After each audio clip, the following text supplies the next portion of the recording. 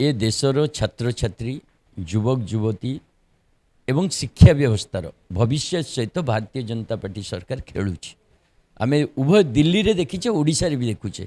ओडिशा रे जो प्रकार बही बाहरला आ त्रुटिपूर्ण एपर्यंत पिलामानकु बही जोगाई दियायनि।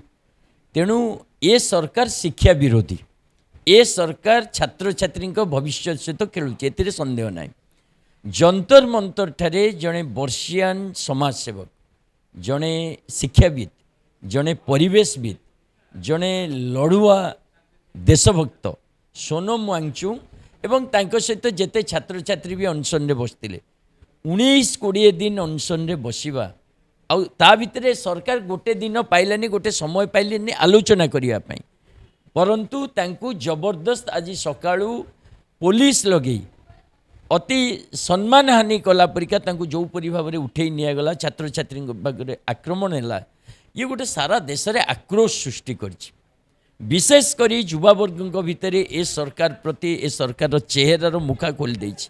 सेथिपाई आमे आज आह्वान करुछु, ओडिशा रे 20 तारिख दिन जो विभिन्न जगार जी जो पार्टी आंदोलन कर भुवनेश्वर रे साधारण जनसाधारण एकाठी होगी लोअर पीएमजी मास्टर कैंटीन रे आंदोलन करने को निष्पत्ति नहीं।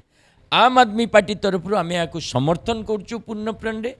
आमर समस्त कार्यकर्ता उपस्थित रे।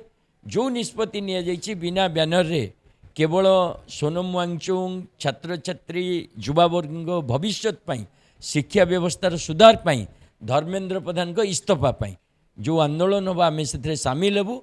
आम अपील करुँ भुवनेश्वर जनसाधारण को जे आपण मैंने आंदोलन रे सामिल हुंतु।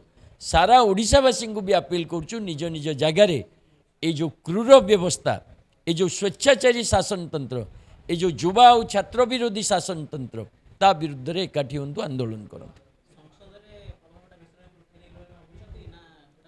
संसद तो निश्चित भाव में आलोचना करिवो।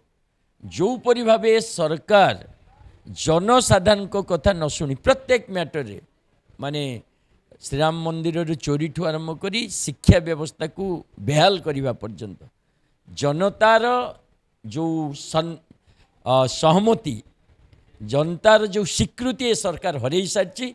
ए सरकार बर्तमान पुलिस द्वारा शासन करने को चाहूँ, जनसाधारण विरोध करेंगे।